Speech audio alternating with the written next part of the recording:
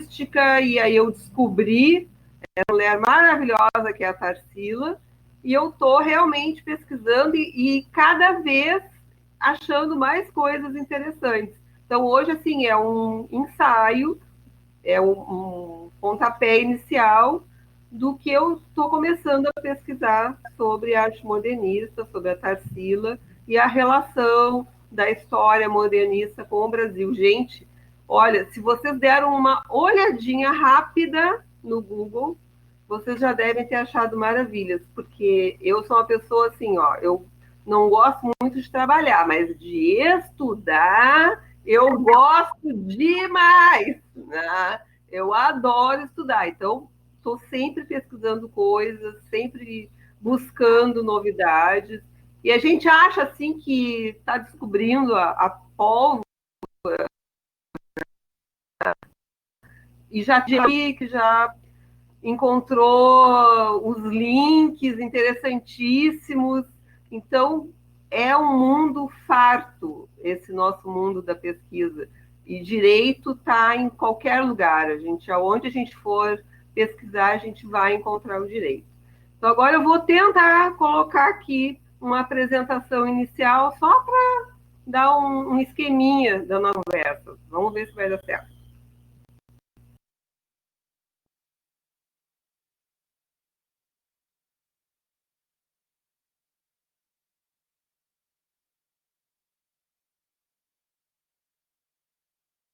Apareceu aí?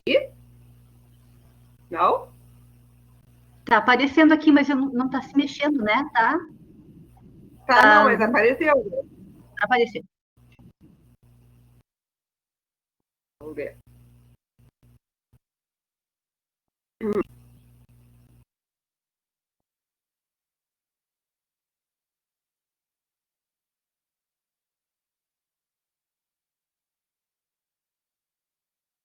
Tá, agora apareceu mesmo. Certo? Uhum. Fechou? Ana? Apareceu. Já Tá. está no segundo. Tá, então tá. Então, assim, ó, esse primeiro quadro eu coloquei para a gente ter uma noção histórica do contexto, do período, do que estava acontecendo no mundo e no Brasil naquela época. Tá? Então, nós vamos falar de arte modernista, mas nós temos que saber em que contexto histórico isso estava acontecendo. O que a gente tem como referência, então, desse período? Primeira Guerra, Revolução Russa, Segunda Guerra Mundial e o Brasil, a crise de 29 e a Revolução de 30. Então, vocês podem perceber que foi uma sequência de eventos com muita movimentação, muita mobilidade social, muita movimentação econômica, né? E tudo isso vai acabar resultando, refletindo na arte. A arte se alimenta do movimento da sociedade e, ao mesmo tempo, também movimenta a sociedade. Então, é uma via de duas mãos, né? E a gente vai ter justamente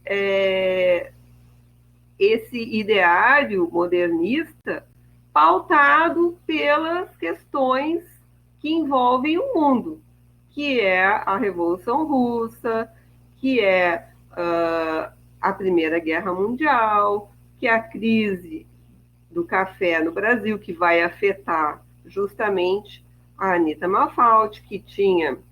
Opa, desculpa, troquei os nomes. A Tarsila Amaral, que tinha a família, né, envolvida na produção do café. Isso é uma coisa muito interessante. A família dela era cafeira? Não sabia. Sim. Não, nós estamos de uma rede paulistana, entendeu? Tanto ele quanto ela, eles eram pessoas de famílias ricas.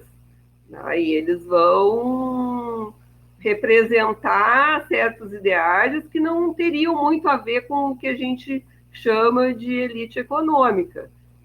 E a Tarsila, ela vai ser uma mulher privilegiada, de certa forma, né?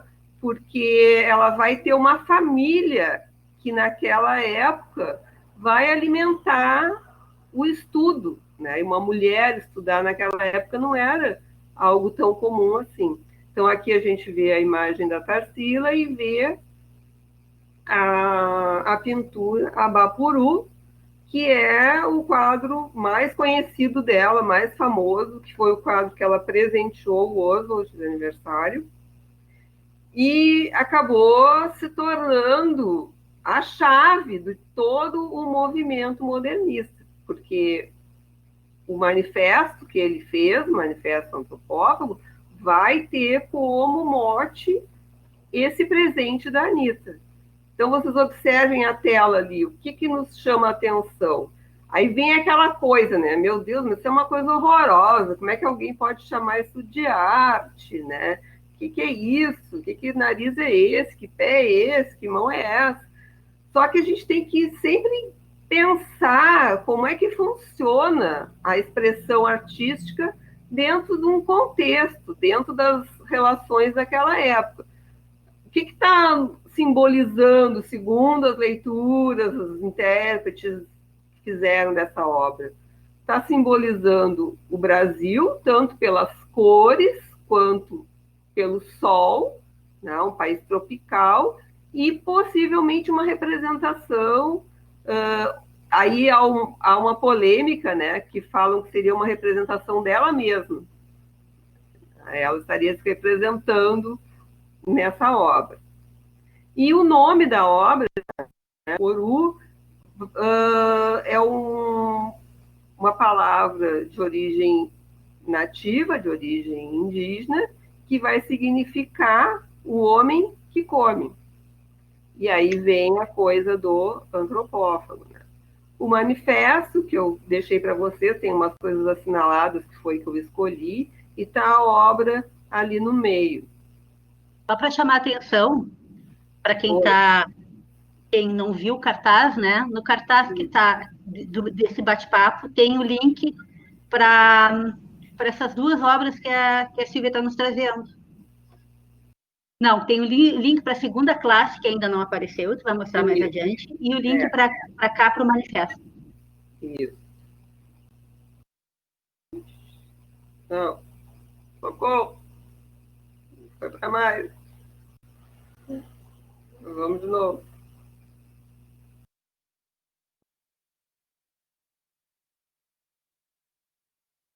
Aqui. Então, assim, ó, qual é a ideia, né, do manifesto? Qual é a ideia dessa viagem toda que foi esse manifesto antropófago? Eu escolhi essas duas frases para iniciar, que é do Oswald, né, dentro do manifesto. Queremos a Revolução Caraíba, maior que a Revolução Francesa, a unificação de todas as revoltas eficazes na direção do homem. Sem nós, a Europa não teria sequer a sua pobre declaração dos direitos do homem. Então, qual é a primeira ideia que a gente tem quando lê isso? A gente logo pensa, nossa, isso é uma manifestação de enraizamento. Tá? Ele está falando que, ao contrário do que se pode imaginar, da Europa ser superior ao Brasil, porque tinha tecnologia, porque tinha uma economia desenvolvida, teria sido os nativos indígenas, teriam sido os nativos brasileiros, que teriam, os povos originários, né, que teriam, então, estimulado o enriquecimento da Europa, tanto no sentido econômico, quanto no sentido que eles teriam aprendido com os nativos, não ao contrário. E aí vem a segunda parte. Perguntei a um homem o que era o direito. Ele me respondeu que era a garantia do exercício da possibilidade. Esse homem chamava-se Galimatias Comio. O Oswald era formado em direito. Então, ele tinha uma relação íntima com as questões jurídicas. E eu, quando li essa frase, você não entendi nada, né? Assim, o que é isso? Quem é Galimatias? De onde saiu isso? Comi? O que está acontecendo, né? Eu fiquei louca, eu vou atrás disso, quero saber o que é.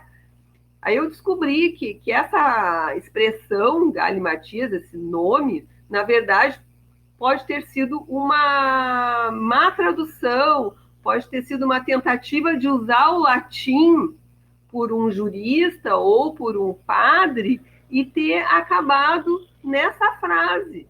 Né? Não tem um sentido exato. Né? Agora, o que o comil quer dizer? Exatamente a base, o sentido da antropofagia. Tá? Que os nativos, alguns grupos indígenas brasileiros, praticavam o canibalismo. E então ele se aproveita dessa ideia no sentido da cultura, não no sentido material, físico, tá? Mas no sentido da cultura. É um contragolpe. Ao invés de se deixar dominar pela cultura europeia, vamos pegar a cultura europeia e transformar essa cultura na nossa maneira de ver as coisas. Né? Então, não vamos importar as coisas deles, vamos exportar a nossa cultura, o nosso conhecimento, a nossa arte para eles. É preciso partir de um profundo ateísmo para se chegar à ideia de Deus. Mas o Caraíba não precisava, porque tinha Guaraci. Então, o que ele está falando aqui? Ele está indo contra o doutrinamento religioso que era imposto aos povos nativos. Ele está dizendo que o branco, né, o homem branco, fazia toda uma viagem para chegar à religião, à crença e tudo mais, mas os povos originários não precisavam disso. O Caraíba, né, o povo originário, não precisava disso, porque ele tinha Guaraci. O que era o Guaraci? Era um deus, na mitologia tupi-guarani, a representação do sol. Então, isso é mais uma ligação que o movimento antropofágico tem com o sol. Há uma relação em função da cultura nativa. Contra as histórias do homem que começam no cabo de Finisterra, o mundo não datado, não rubricado, sem Napoleão, sem César. O que ele está querendo dizer com isso? Né? Ele está falando de uma história que não é contada pela pessoa, uma história que seja contada pelas coisas que são realmente importantes, sem pensar só nos líderes, sem pensar só nas datas. Né? Então, muito mais importante é entender o homem, é entender as origens, entender os pensamentos, os sentimentos dos humanos dentro dos períodos, dentro dos movimentos, do que ficar nomeando heróis, do que ficar exigindo datação, que isso não importa. Tá? É o mundo livre. Né? É o mundo livre. E aí a assinatura, que eu acho o máximo. Né?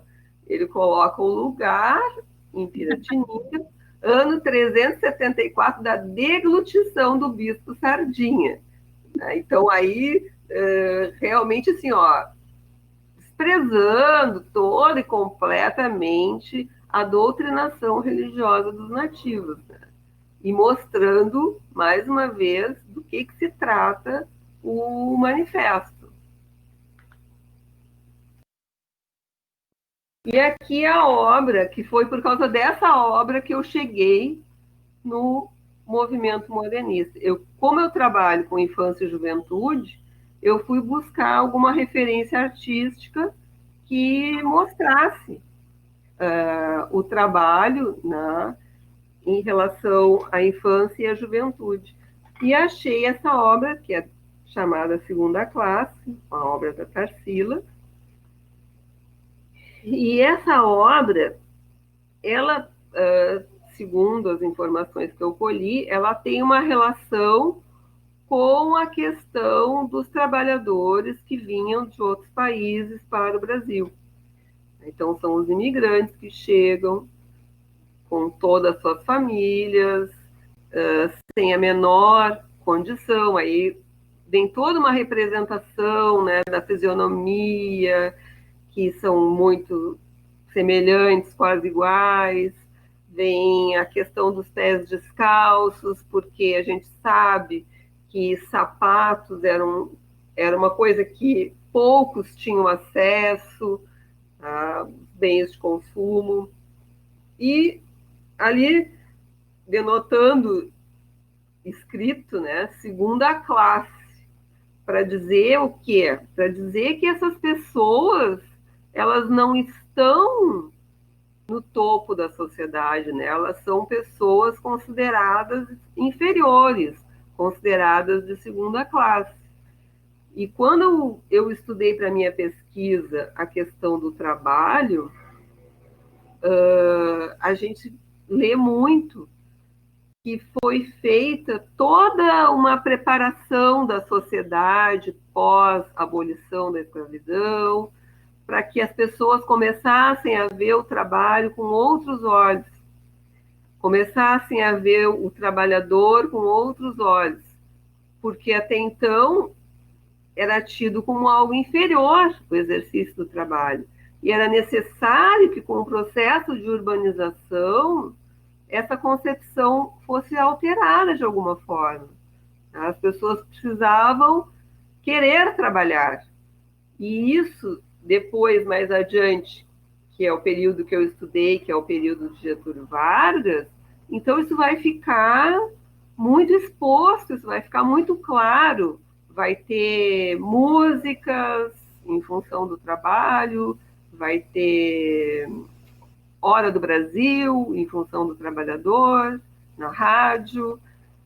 Vai ter uma série de coisas que vão tentar reverter realmente esse quadro de desvalorização do trabalho, e não no sentido econômico, né? Mas no sentido da ação de trabalhar em si. Então, acho que esse quadro é um quadro, uma pintura muito interessante, ela não é muito conhecida, né? A maioria das vezes aparece o Abapuru ou aparece aquele outro quadro que é dos operários, que esse, quase todo mundo já viu, que é uma quantidade enorme assim, de trabalhadores foram com o fundo de uma fábrica, tá? Então mostrando bem a questão da industrialização. E esse quadro ele não é muito destacado, mas eu acho ele assim muito revelador, até pela questão que a gente sabe, os dados, as estatísticas, tudo informa que a reprodução da pobreza se dá justamente pela falta de possibilidade das famílias de manter os filhos, de mantê-los estudando. Então, no período das fábricas mesmo, era a família inteira trabalhando dentro das fábricas. E isso se sabe já por todas as pesquisas que contribui para a reprodução da miséria, né? Para a reprodução do trabalhador mal remunerado, para a reprodução das dificuldades familiares, de convivência, de estudo e tudo mais.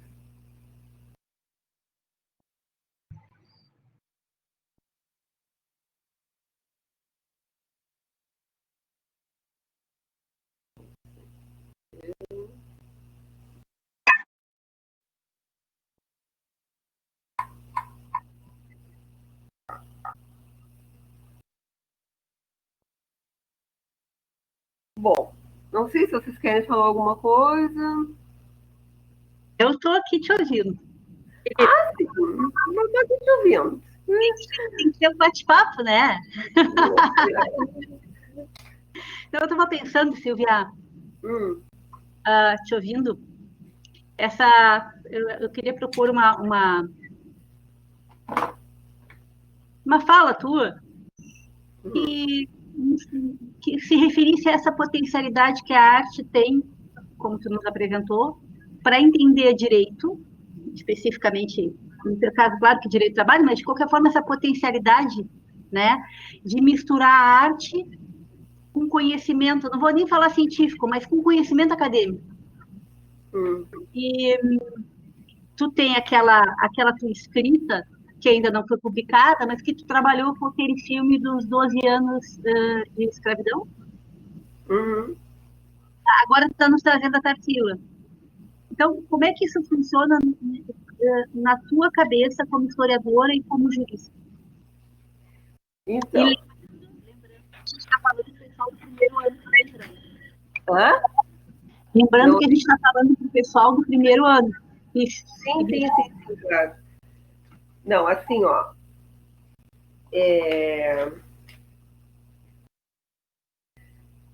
O que é interessante, por exemplo, ao descobrir o Oswaldo, ao descobrir os modernistas, que tem um link direto, realmente, com a questão jurídica. Por quê?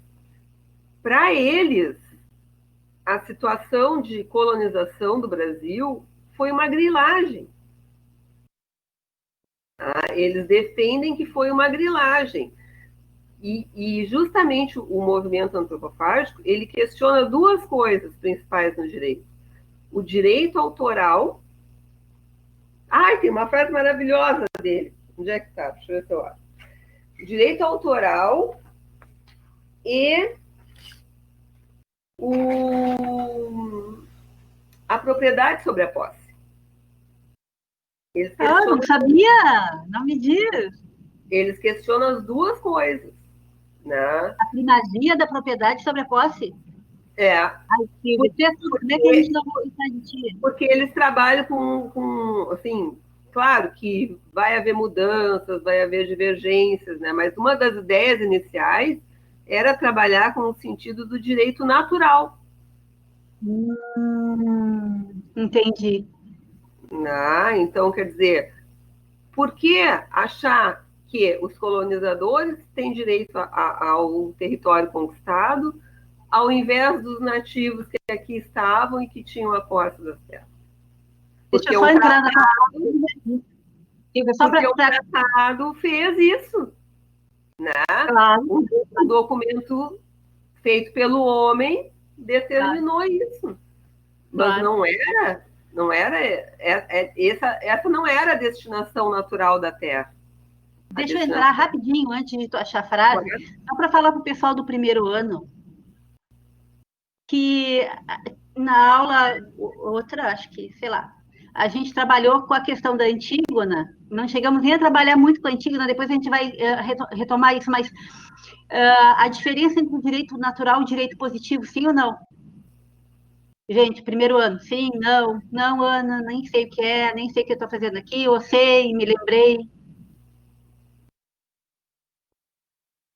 Vamos lá, gente. Direito natural e direito positivo, sim ou não? Então, a gente tem, né? Itimar, Boa, Lucas, Cauane, Stephanie, Luísa, ai que orgulho. Então, o que a gente tem aqui é... Só vou contextualizar para a Silvia poder pegar esse gancho, né? Adorei, Silvia! Então, assim, a gente tem o resuminho da Antígona, diz a Luísa. Luísa, tu tinha que ter lido o livro, infeliz. Tu me leu o resumo. Tu fez o resumo. Que orgulho. Se recuperou bem, hein? Tá, que orgulho. Então, a gente tem uma dimensão aqui, que é aquela, vamos lembrar da Antígona, quando a Antígona vai dizer, Creonte, eu não vou seguir o que tu está me determinando, Locke que tu é, porque eu tenho um outro direito que me regula, anterior a qualquer édito que tu tenha promulgado, sim ou não? Tanto é que ela vai desobedecer o édito e vai enterrar o irmão, acho que era o Polinice, não me lembro mais, Etelpis, Polinice, um dos dois que morreu, e ela, acho que era o Polinice, que tinha que enterrar, né? Então, Polinices. Então, nesse sentido, o que a Antígona está nos dizendo é, acompanhe, tá bem? Existe um direito pré-existente a qualquer direito humano. Ela está se referindo a um direito natural de cunho divino, né?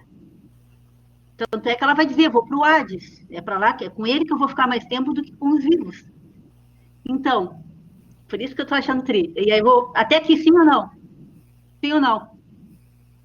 E o direito positivo, então, vai ser representado... Ah, Luísa, seu... Sim. Então, o direito positivo vai ser representado ali na peça pelo creonte, quando o creonte vai dizer, olha, eu que mando, o Estado sou eu, se vire, né?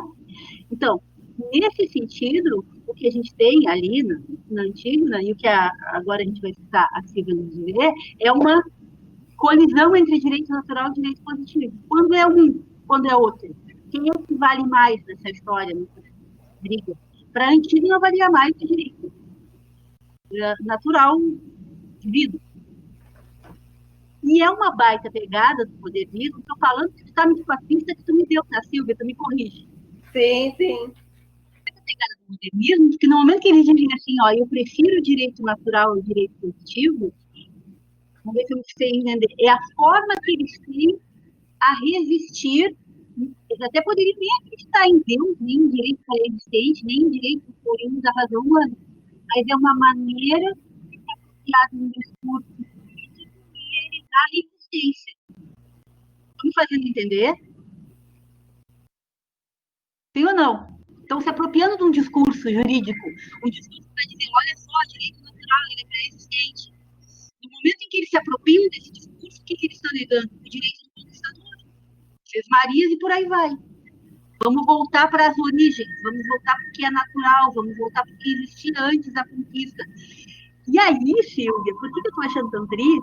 Porque, na verdade, tu vai falar melhor que eu, mas, na verdade, no momento em que tu vai voltar para o momento anterior à conquista, o que a gente está falando é de posse coletiva, né? É disso que a gente está falando. É de vida coletiva, é de um direito completamente diferente do direito de propriedade privada individual.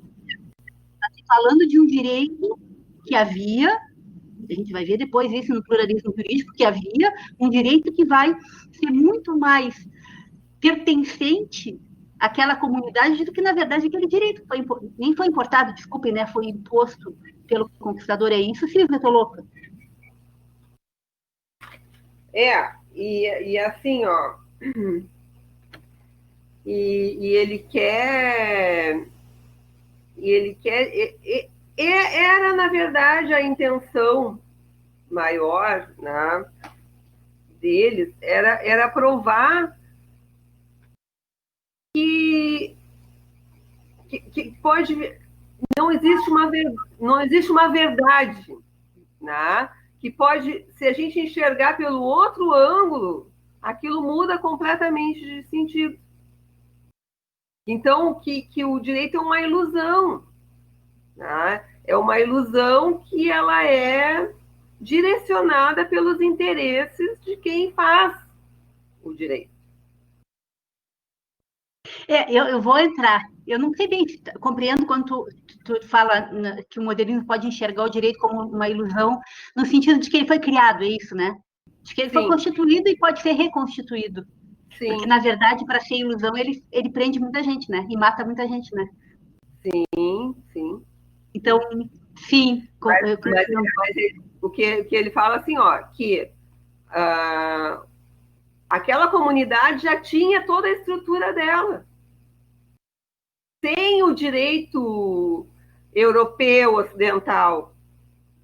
Aquela comunidade vivia com a sua estrutura, as suas leis, o seu modo de vida, independente da existência de um direito europeu. Sim. Sim. Viu muito bem, melhor até. Com as suas características, né? Mas de uma forma diferente.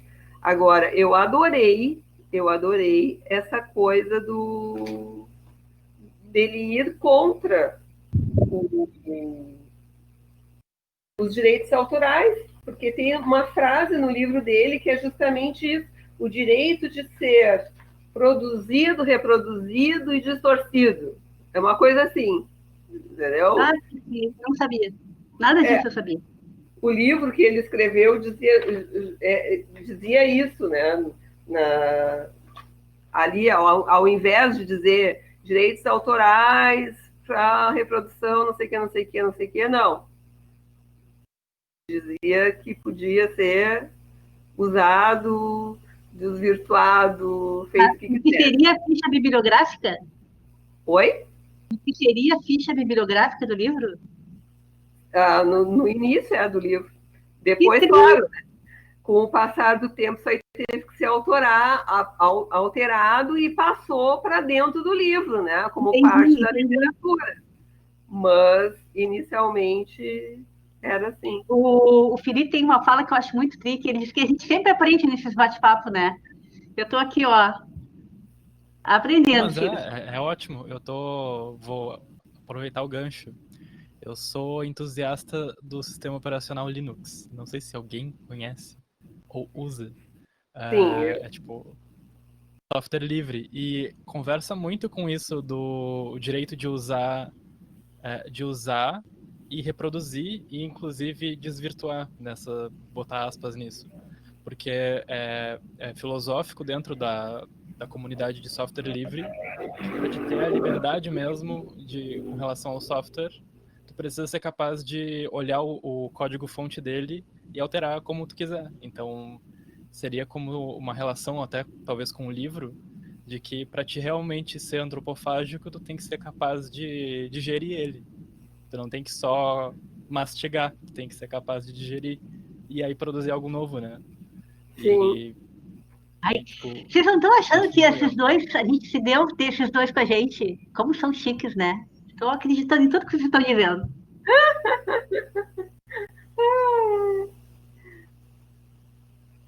mas era Tudo só bem, esse Silvia? parênteses. É contigo com o Felipe, agora só vou ouvir. Que linda. Que linda você. Que linda você. Olha, me perdi da frase, não sei onde foi parar a frase. Sumiu com a frase. Bom, então, assim, quais eram as ideias desse movimento e como elas se encaixam ou não no pensamento jurídico? Aí vem essa coisa, né? A expressão do pensamento pós-colonialista, transgressões, livre movimento criador, questionar as formas de opressão e desigualdade e desconfiar das verdades ditas absolutas.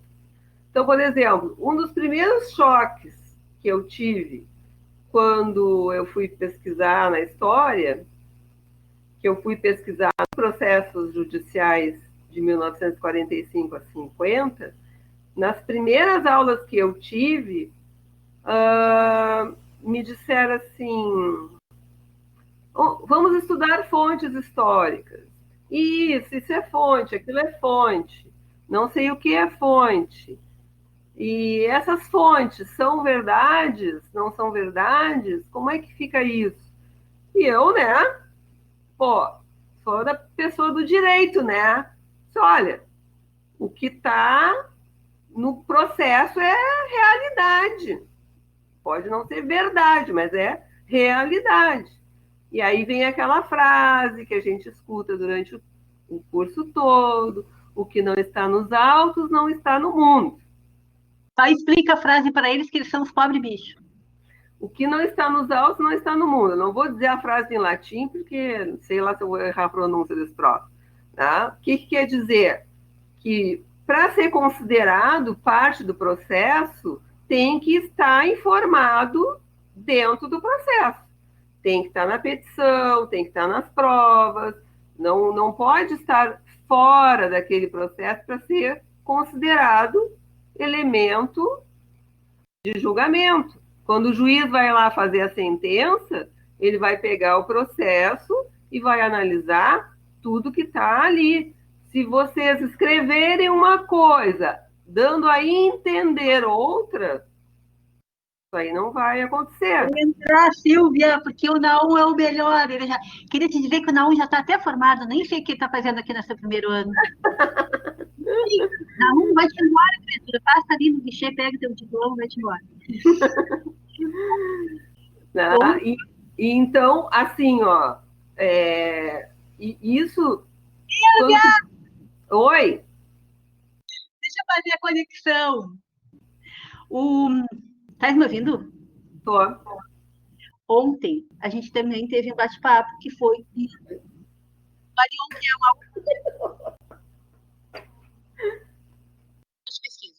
o Arion ensinou a nós todas a fazer. Então, tá me ouvindo? Meu áudio está cortando teu áudio. Estão me ouvindo? Agora deu. Será que não é o ventilador? Eu tô louca de calor, tô com o ventilador a 1000 aqui. Não, eu também tô. Não, né? Não. Tá. Então, e o que o Orion deixou muito claro, e ele pontuou muito isso, tu faz a petição inicial e tu tem que é aquela velha história, tu tem que realizar todas as provas possíveis. E aquelas que não são documentais, tu tem que pedir para fazer. E as documentais têm que estar dentro, né, junto com a petição inicial. Não vai ter outra possibilidade para provar que não aquela, primeira, Sim. única. Sim. Com raras exceções. E aí, depois, para fazer a contestação, aquela ideia, né? Tu vai pontuando. Sim. Não vai poder dizer assim, não, a criatura está errada e azar e eu não devo nada para ninguém, não. Eu vai estou certa, errada, lê de novo a minha inicial. E acabou. Então, vai pontuando e vai dizendo, olha, em relação ao item 1, ou item 2, aquela questão da contestação pontual, né? Sim. De qualquer forma, o que a Silvia está nos dizendo, e que é bem interessante para o pessoal do primeiro ano saber, é isso. Se tu não agiu da forma correta na petição inicial e na contestação, depois ralou-se. Não existe uma outra possibilidade. Tirando a possibilidade da emenda, né? Que no saneamento do processo o juiz vai dizer, olha, fulaninho, tu esqueceu tal coisa, né? Mas depois que correu, ralou-se. Principalmente, agora eu vou fazer só, e juro que eu vou te devolver a fala, Silvia, vou fazer só a pontuação, gente, primeiro ano. Principalmente depois da citação. Vamos lembrar do programa do processo. Sim, que a gente já viu isso em aula, lembram? Então, a gente tem petição inicial e tem a citação. A citação para chamar o infeliz lá, que é réu, ré, para dentro do processo. No momento em que a citação é feita, a criatura, vamos lembrar, recebe uma cópia da petição inicial. Para a criatura saber do que vai se defender, senão vai ser que nem aquilo que o Henrique nos falou no outro bate-papo, que é o processo do Kafka, que o infeliz homem não sabia nem por que estava sendo processado, lembram disso? Não, e assim, ó, e agora que é tudo eletrônico, entendeu? Não tem nem tempo mais... do erro, Silvia, as pessoas recebiam as folhinhas em casa. Filha, ainda mais no processo trabalhista, né? Que agora várias mudanças estão acontecendo e tá tudo ali, tá tudo no sistema. Então, tu tá na audiência e tu vai dizer que tu vai querer desistir ou que tu vai querer não sei o quê e o outro diz assim, não, ó, já abri aqui a tua contestação e não tem mais. Já era. Então, o processo trabalhista que já era, o processo... Não sei quem já foi aí, já foi à audiência trabalhista e tal, mas é um outro ritmo, bem diferente da parte do cível, né?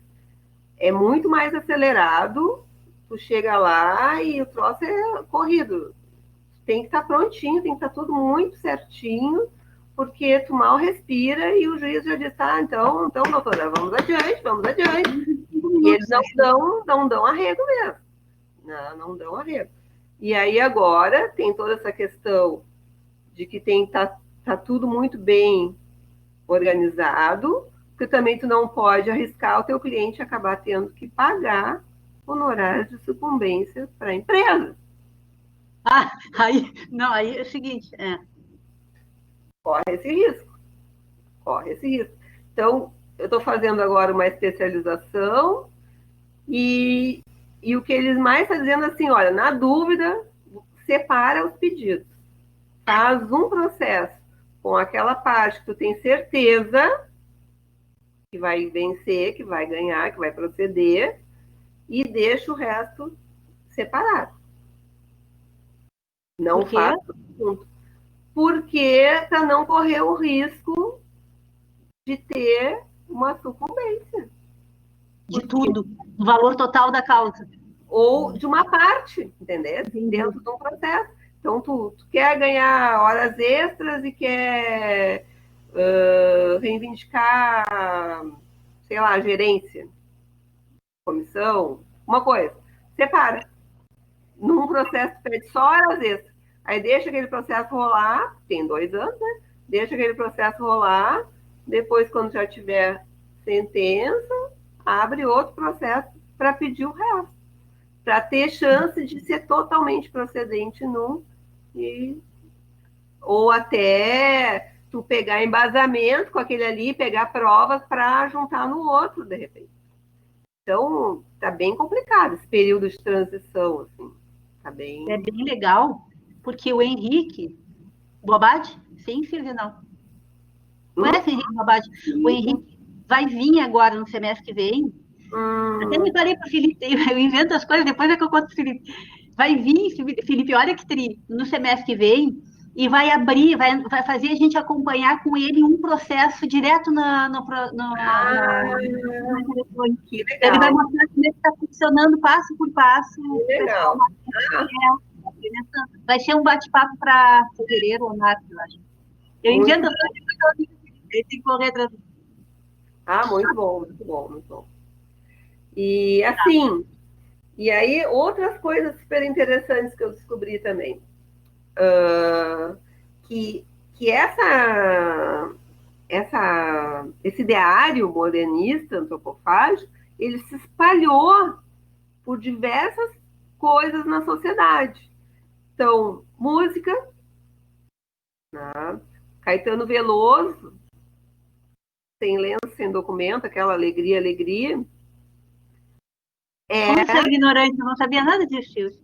É uma expressão antropofágica. Ele fala, o sol é tão bonito, o sol, toda hora fala do sol, tá uma ligação com aquilo ali.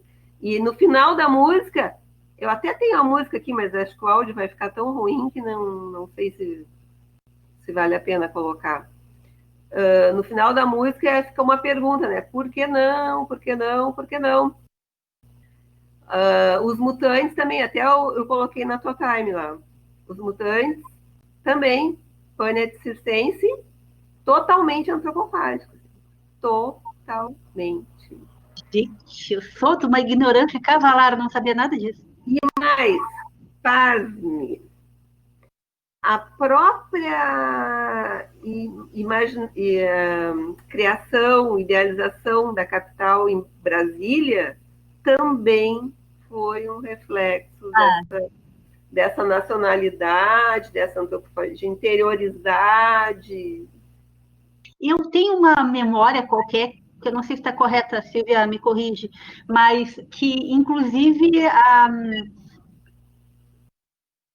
como é que eu vou dizer isso? O traço, o projeto de Brasília, ele vai ser símbolo do modernismo, porque ele vai implodir tudo que se esperava da arquitetura na época.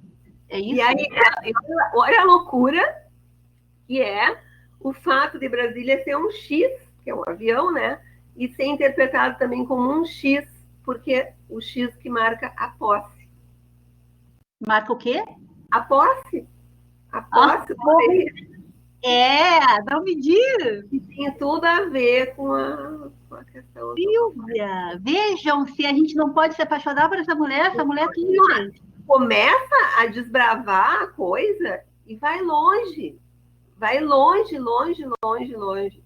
Essa música que eu coloquei no início de brincadeira do Chico Buarque, eu já identifiquei assim uma relação linda, porque a primeira frase que ele começa é uma mistura de francês, inglês, italiano com português, né? Então, quer dizer, deglutindo, né? Engolindo as outras culturas para viver. O guri vai aprender palavras de tudo ali para sobreviver. Agora, essa do tropicalismo tem tudo a ver, assim. Nunca que eu ia me dar conta se não fosse me ver. Para ver como se estendeu a influência, o troço lá de 1928. Se estendeu a influência. Brasília foi 60. Então... Só estou tentando me lembrar, me ajuda aqui, Silvia. A Semana de Arte Moderna foi o Oswald. 22. Tá, tudo bem, mas o Oswald... Mário de Andrade. Mário de Andrade, né? Tá. Tá, e que mais? Tá, O que mais? Posso me meter? Pessoas, Claro, depois que tu trouxesse até o livro, tu pode. A gente tem que passar para os nossos, pelo menos pelas coisinhas todas que a gente anotou, né? Eu queria passar para aquela de trabalho e grupos socialmente vulneráveis. Tu trouxe aquela pintura da Tarsila com os imigrantes, né? E tu falou dessa relação, inclusive, depois do Getúlio Vargas e industrialização e tal. Pelotas é meio que um mini universo dentro disso, porque tem aquele auge do charque e essa trabalho escravo e essa desvalorização dessa pessoa e dessa atividade, né? O trabalho, no caso. Mas também teve o ciclo industrial lá com o Anglo, por exemplo, metalurgia. Minha avó trabalhou na Indumec, fábrica de cola, coisa assim que meu avô trabalhava. E eu vejo isso, eu puxo porque eu sei essas histórias da minha família um pouco, né? Mas a gente tem todas essas coisas acontecendo, e aí pelo menos a empresa que a minha avó trabalhava quebrou, acho que nos anos 90, por aí. Como é que é a relação da cidade? Eu não sei se é válido eu estar puxando isso para ti, mas pegando para a cidade, o que a gente pode relacionar Pelotas com o modernismo e como essas coisas conversam, assim, essas... Olha, eu não tinha pensado nisso, mas eu posso pensar, não tem problema. Porque eu acho que tem muito a ver, né? Pelotas tem toda essa vibe de ter sido colonizada por portugueses e ter casarões, né? E aí, em oposição a isso, os charqueadores, ou melhor, os trabalhadores nas charqueadas. Então, o que vem aí? Se a gente pode pensar um pouco sobre isso, tá? Os navegadores que vieram para cá, a mando de Portugal, eles não herdaram as capitanias hereditárias. Foram os nobres que herdaram. A mesma coisa em relação aos nossos escravizados aqui. Eles foram os que construíram a riqueza, né? Mas eles não herdaram a riqueza. Eles trabalharam, mas não herdaram. Então, aí vem a mesma questão do jogo da posse, só que aí na posse seria a posse do trabalho. E as pinturas da Tarsila, em muitos momentos, elas vão representar esse trabalhador, né, com as mãos grandes, os pés grandes, mostrando a força do trabalhador. Tá? E Pelotas tem muito essa questão de ter tido uma cultura europeia, tá? Porque aqui nós nos originamos numa cultura europeia. Mas só que parou no tempo aquilo. Né? Parou no tempo e não evoluiu. E aí o que seria aí? Aí seria a transgressão dessa cultura com as culturas populares, que vêm sendo sistematicamente cortadas, né? Vêm sendo impedidas. Então, nós tivemos fábricas, aqui que tu falou em indústrias, fábricas, nesse período mesmo de 45, as crianças com 12, 10 anos trabalhando. Eram as famílias inteiras dentro das fábricas. Os meus processos... Isso, na pesquisa do mestrado, né, Silvia? Os meus pesquisados, eu pesquisei 68 processos, todos com menos de 18 anos, nesse período. Só que assim, não tinha muita precisão na questão da idade. Então,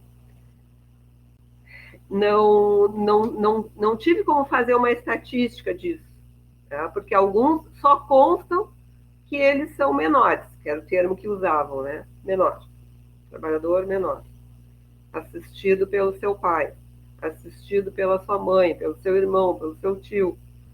Isso é outra coisa. Segura, Silvia, eu tô amando. Segura, só um pouquinho. O pessoal do primeiro ano tá bem? Lembram a diferença entre assistência e curatela? Acho que a gente viu isso ou não? Acho que já vimos? Se puderem. Representação, curatela não. Representação e assistência, sim?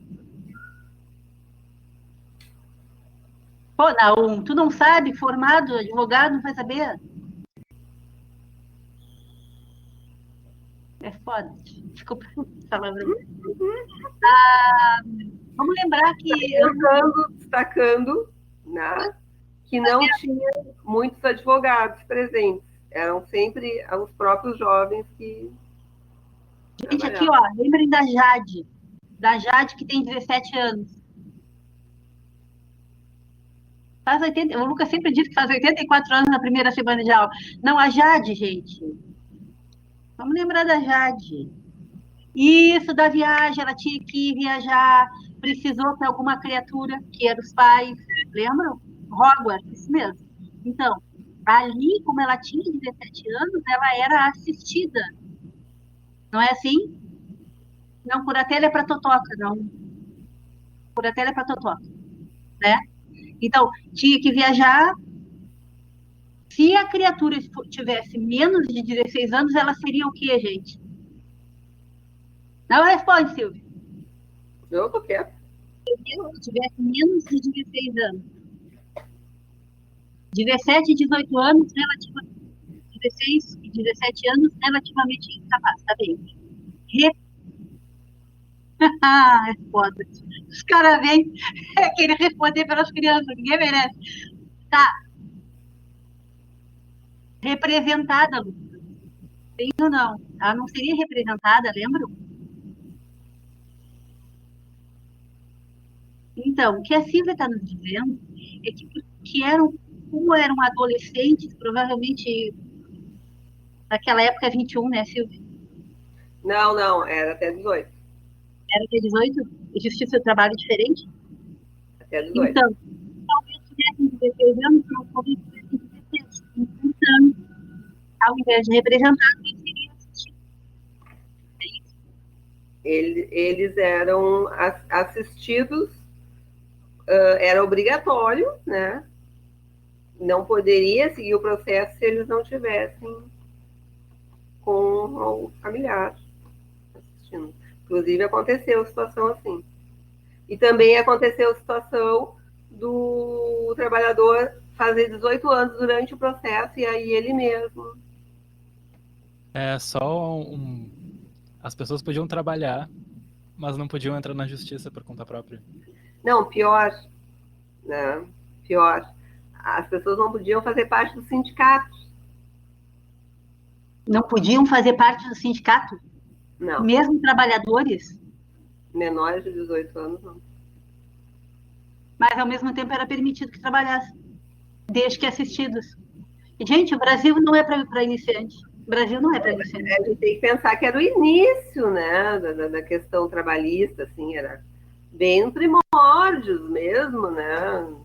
Tudo bem, mas a gente está na década de 30, não é? 40, que você está falando? Sim.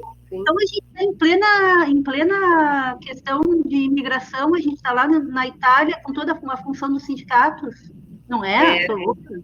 Não é nessa época. Mas assim, os sindicatos tinham um papel importante na hora de negociar, por exemplo, a obrigatoriedade do estudo. Isso eles faziam, eles exigiam. Claro que. Gente, olha, Brasil não é para iniciante. Tá, e no fim eu rodei e não terminei o que eu ia falar. A pergunta que o Felipe fez. A coisa toda que eu me acordei aqui com o movimento antropofágico da verdade é porque eu queria que a minha professora considerasse que o processo era uma fonte verdadeira, que o que estava escrito ali, porque estava nos autos, estava no mundo, então era verdade. Para a história não tem nada a ver, né? Para a história vai ter a verdade do trabalhador, a verdade do juiz, a verdade do empregador. Não é porque está escrito ali que tem que ser considerado verdade. Isso aí só é considerado para nós, porque aquilo ali vai ser julgado. Mas para a história, não. Para a história, não é considerado. É considerado apenas uma fonte que te traz o conhecimento daqueles fatos ocorridos daquela maneira, envolvendo aquelas pessoas. Seria para a história, para a tua orientadora, bom, para a história, seria uma verdade construída para aquele processo. Sim, exatamente. Uma verdade construída para aquele processo. Não, a história não julga como o direito julga, né? Quase matasse a mulher, isso. Não, foi na primeira aula, assim, né? Foi com a professora, não foi com a orientadora. Depois eu contei para a orientadora, e a orientadora disse assim, gente, mas ela não te matou? Ela sinceramente disse, não, ela entendeu que eu estava com uma dificuldade, eu estava misturando as áreas, né? Estava dando um choque ali. Imagina o que deve ser para o historiador do direito. Deve ser um horror. Para quem é da história e trabalha com a história do direito, deve ser assim, ó, dedo na tomada. Não, é divertido. É divertido. Vamos ver qual é a nossa letra aí, Felipe. E essas pessoas não querem perguntar nada, não querem falar nada.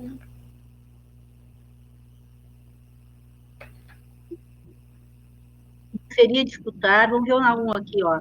O que está na lei, deveríamos cobrar muito se sujeitam a alguma. Não entendi, Naum. Ah, é porque o Naum começou a falar antes, eu estou pegando pelo meio do caminho. Felipe, qual é a nossa letra aí? A gente, teoricamente, já falou da C, mas eu acho que dá pra falar mais, né? É o quê? A letra C. Qual é a C? Que nem sei. C era essa de trabalhos e grupos socialmente vulneráveis. Tá. Tá, então assim, ó, aproveitando essa parte, que agora eu estou pesquisando coisas atuais, tá? Mas já estou vendo uma comunicação com a minha pesquisa lá de 1945, 50. Desses processos todos, qual era sempre a grande questão? Era o disciplinamento do trabalhador. Todas as causas, ou a grande maioria delas, tinham um confronto de autoridade. Então, de alguma forma, o trabalhador entrava o empregador. Fosse por horário, fosse por remoção igual do lado dele, ou até chegando a enfrentamento físico mesmo. Havia casos de briga, né? Briga física, que era acusado de roubo, e aí ele ia lá e brigava com o patrão. E eu estou começando a ver jurisprudência atual, assim, dessa mesma questão dos trabalhadores infantos juvenis, e está aparecendo ali de novo, sabe? Questões de insalubridade, o empregador não dá o equipamento para o jovem que está trabalhando, jovem aprendiz, e por não ter mais de 18 anos, não pode estar exposto à insalubridade. Então, por exemplo, tem que entrar numa câmara fria para pegar a mercadoria e não pode. Não pode mandar o menor. Hã? Não pode mandar o menor. Não pode, não. Mesmo com todo equipamento. E eles não têm equipamento, né? Eles não podem trabalhar em causa de saúde. Os trabalhadores menores de 5 anos não podem ficar expostos à insalubridade nem periculosidade. Né? Exceto se for, por exemplo, um caso de treinamento, né? Num SESC, Senado, essas coisas aí, que ele vai ter que trabalhar com questões de eletricidade, com questões de mecânica, tá? Mas ele aí está realmente sendo aprendiz, né? Numa escola. Mas dentro de um trabalho, de uma empresa, não pode. E os empregadores respeitam isso e botam os jovens a trabalhar em atividades culturais. Então, aí, claro, né? Os empregados não aceitam e dá o confronto e vem a ação trabalhista. O Naum tem uma pergunta, mas aí fala, Naum, abre o microfone para já.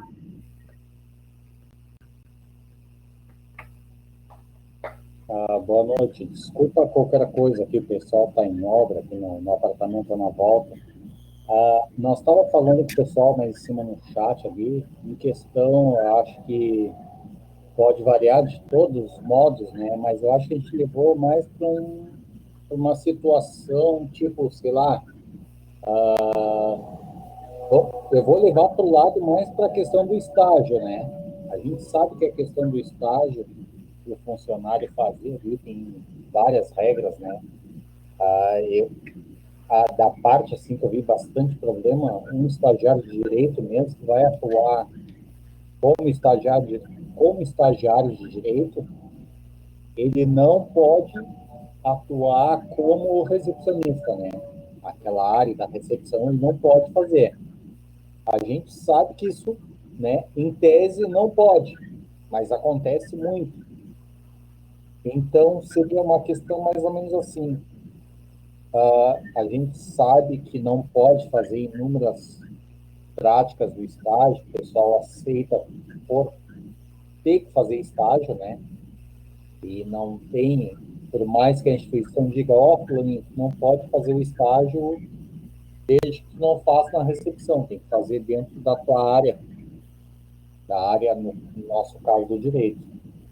Então, como nós poderíamos, assim, mudar essa função do fulano não ter que fazer a área do atendimento, que para nós também é importante, o atendimento ao público, né, para nós podermos guiar melhor e ter aquela visão de como que é a realidade da pessoa que nós vamos atender, como é que a gente pode conciliar essa situação de não dever fazer e o fazer para que a gente aprenda.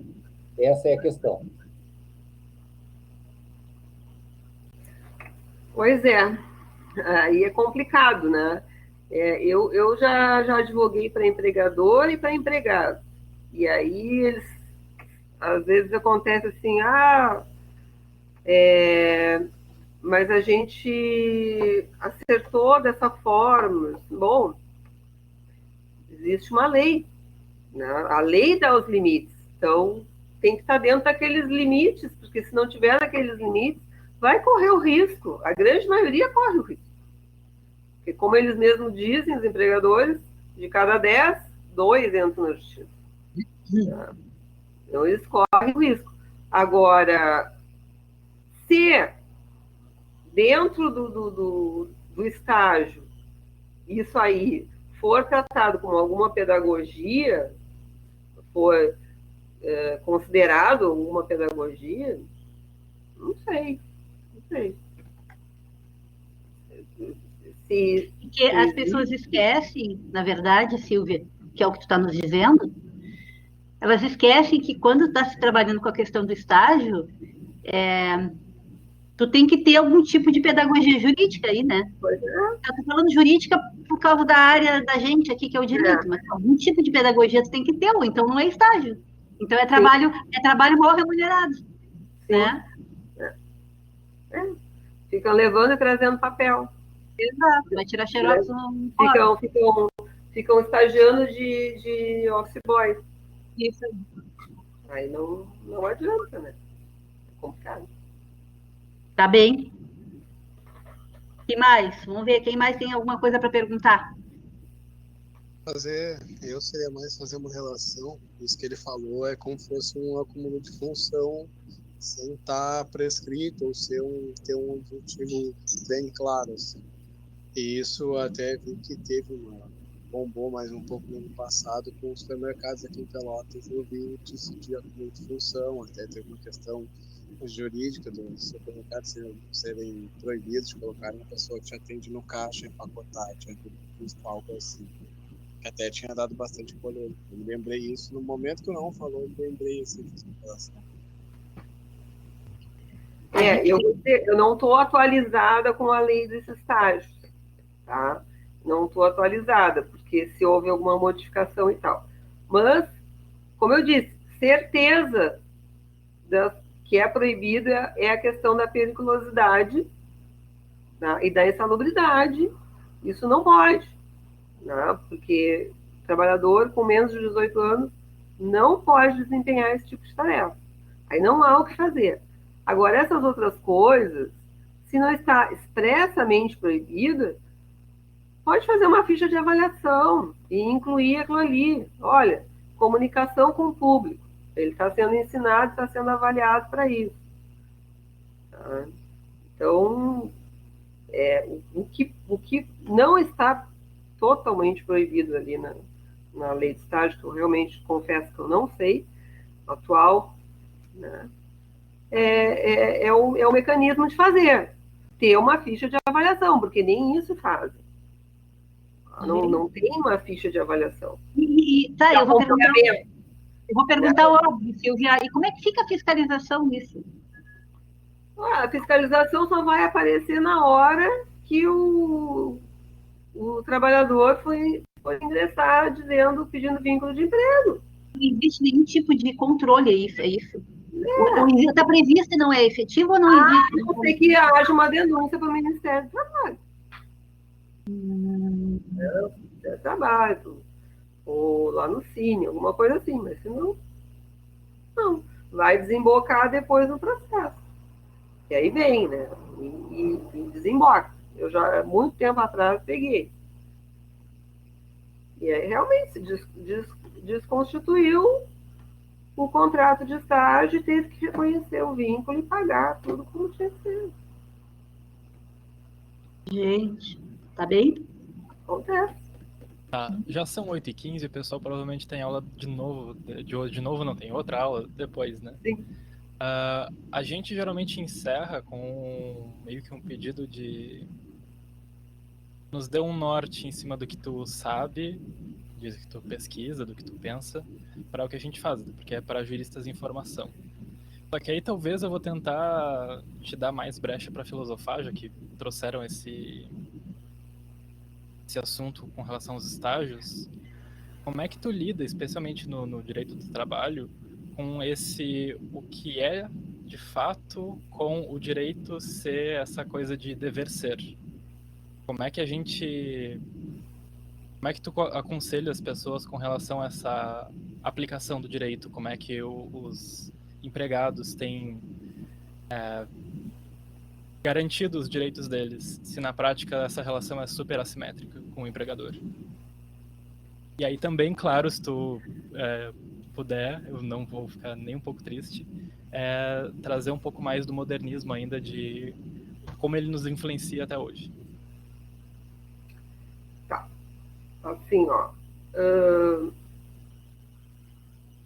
Quando o empregador questiona alguma coisa, por exemplo, banco de horas, foi uma coisa que sempre deu muito problema.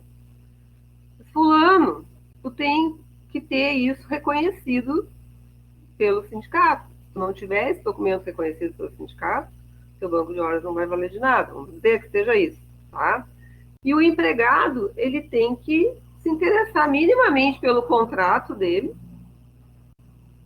examinar o contrato mesmo, né? Ver o que está determinado ali e procurar fazer anotação, sabe? Faz anotação, anota. Dia tal, aconteceu isso, cumpri hora extra, tal coisa. Ter as suas anotações.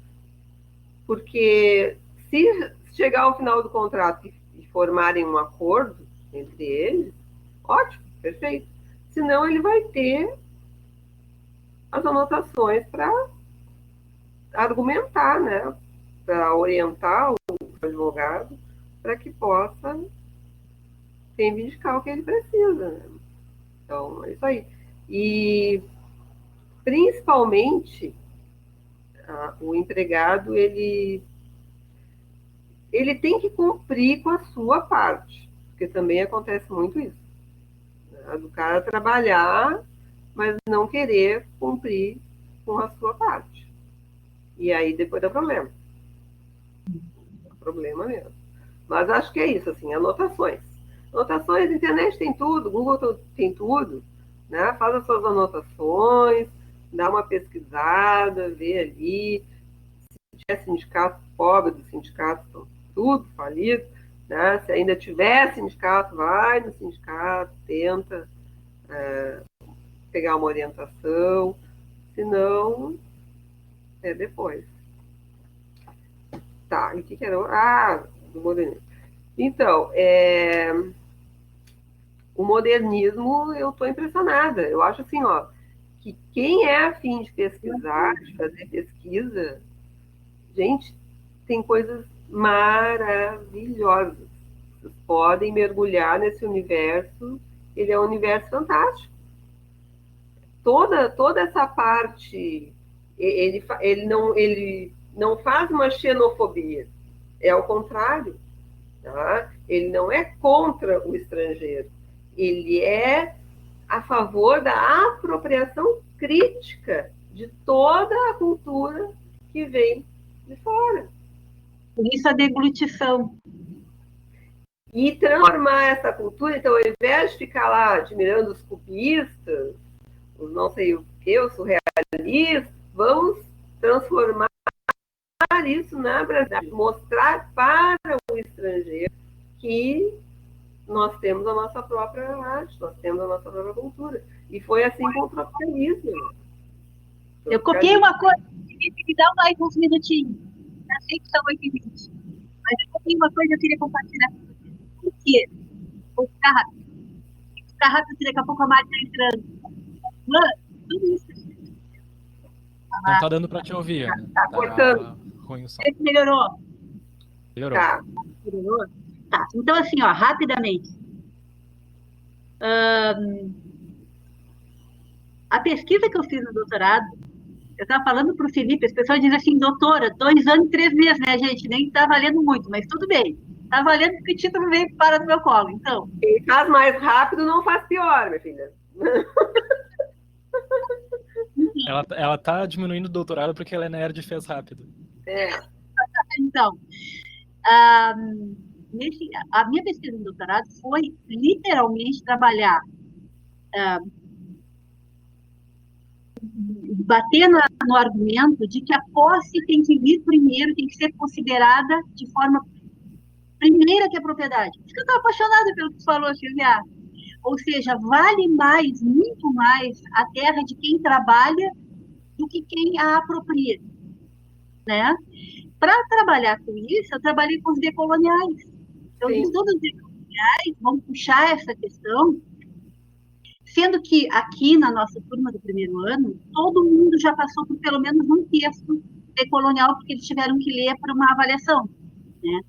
Então, antes da gente virar purpurina, eu vou compartilhar com vocês uma letra de uma música que eu utilizei lá na tese, porque aí o que eu fiz? Cada capítulo da tese começava com uma música específica falando sobre posse, propriedade e terra, porque por causa do doutorado da UFSC, eu conheci muita gente aqui da América Latina. Então, eu pedi para as parcerias da México, Chile, Peru, que mandassem as suas músicas específicas, que trabalhassem com posse e propriedade, para eu ir colocando na tese. Ficou bem, bem tri, assim, misturei. Então, eu queria compartilhar com vocês, porque é exatamente isso. Vou botar já traduzido, tá bem? E, na verdade, é uma música do Daniel Vigletti, que está em espanhol. Mas olhem se não é exatamente isso que a Silvia está nos dizendo. Espera aí. Deixa eu copiar de novo. Tudo bem, tem um quê aí de revolucionário, mas o Daniel Vigletti era, né? Então, nesse sentido, a música é essa. E o nome é desalambrar, literalmente, né? A desalambrar, ou seja, vamos desaramar, vamos baixar as cercas, para que a gente tenha, claro, ele era utópico, né? Mas de toda maneira, para que a gente tenha uma terra que seja de todos, né? Então... E a Anitta foi influenciada pelo movimento socialista da época também, né? Ela foi para lá, ela conheceu aquela ideia de, né? E aí tem essa presença. Né? Então, eu acho que com essa música do Daniel Vigletti, depois escutem, tá, gente? Eu nem sei. Depois eu colo, deve ter alguma versão aí. Mas eu acho que Daniel Vigletti morreu eu acho que ano passado, 2019, morreu há pouco. O cara era vivo, quando eu escrevi, o cara era vivo. Eu até mandei um e-mail para ele, nunca me respondeu. Mas tudo bem. A tentativa é válida. Então, com isso, eu acho que a gente pode já pensar em encaminhar. Felipe, mais alguma coisa? Mais alguma pergunta específica?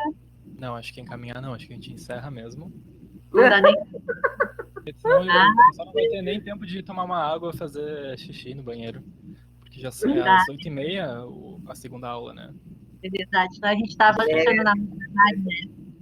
Então, rapidinho, obrigado, depois eu vou mandar um linkzinho de um trabalho que eu encontrei, uma dissertação, que é de um aluno de literatura, e ele fez literatura com direito antropofágico. Vou te mandar. Que ideia, né? Que tri, manda pra gente, a gente vai querer. Tá. Manda que a gente vai querer. Silvia, eu tô felicíssima que tu esteja aqui com a gente. Muito obrigada. Eu acho que a gente aprendeu um monte. Acho que cada bate-papo é mais tri que o outro. O teu certamente é muito tri. Cara, eu não falei metade das coisas que era para falar. Não falei da vida dela, não falei do que ela fez, para onde ela foi, para onde ela veio. Porque o troço vai assim. Guarda, que depois a gente te convida de novo. E aí tu complementa. Felipe, é contigo, encerra aí. Próximo de reforma trabalhista, vou ajudar aí. Queremos. Tá, então, retomando, obrigado, Silvia, por estar cedendo o teu tempo, muito gentil da tua parte.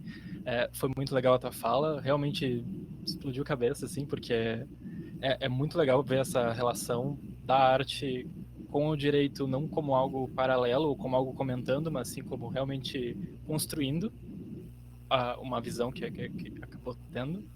Obrigado de novo. Obrigado, Ana, por abrir esse espaço. Obrigado, pessoal que está assistindo. Eu vou deixar falando 3 coisas também em comentário rápido. Deixei um link para um TED Talk com o Jorge Drexler, muito legal. Ele falando sobre a 10ª e como ela foi se espalhando pela América Latina. E é muito legal. E tipo, como a gente se apropria mesmo, me lembrou disso. A segunda coisa... quem quiser, falaram no Linux antes, se quiserem entrar em contato comigo e pedir ajuda, de boas, eu sempre vou estar disposto a espalhar software livre, acho isso muito legal. Terceiro, tinha uns alunos que tiveram problemas com o último trabalho, entraram em contato comigo pelo menos, um pelo webconf nada, pelo aula, e outra pelo WhatsApp, eu não sei se pode falar os nomes, então, mas a gente conversou e esticou o tempo, o prazo, eu não cheguei a responder depois. Mas quem tiver problemas, a gente não conseguiu resolver de vocês refazerem, abrir para vocês refazerem. Então, quem tiver problemas, eu acho que pode entrar direto, mandar alguma coisa pra gente, se tiverem. E qualquer correção que forem fazer, podem mandar pra gente direto no WhatsApp.